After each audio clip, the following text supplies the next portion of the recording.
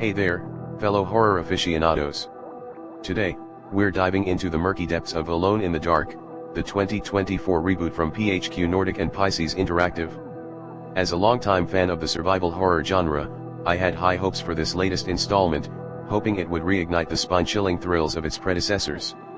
However, as I delved deeper into the haunted corridors of this revamped adventure, I found myself grappling with a myriad of issues that ultimately left me in the dark. Let's start with the gameplay mechanics, shall we? One of the defining characteristics of survival horror classics like Silent Hill and Resident Evil is their intentionally clunky combat systems, which add a layer of tension and vulnerability to the experience. However, in Alone in the Dark, these mechanics feel more like hindrances than enhancements.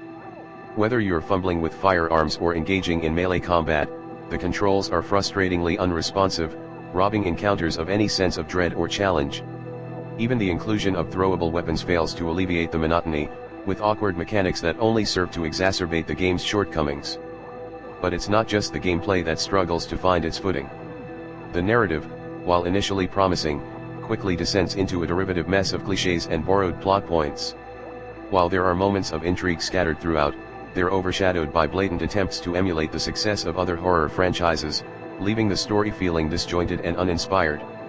On a more positive note, the game's atmospheric soundtrack and haunting visuals do succeed in setting an eerie tone, drawing players deeper into its nightmarish world.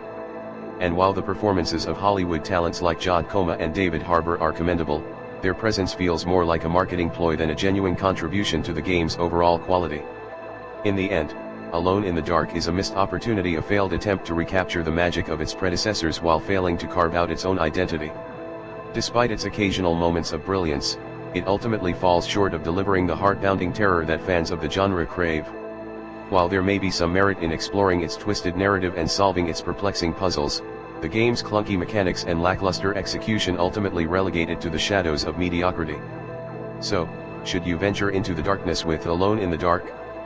Proceed with caution, dear viewers, for what awaits you may not be worth the journey.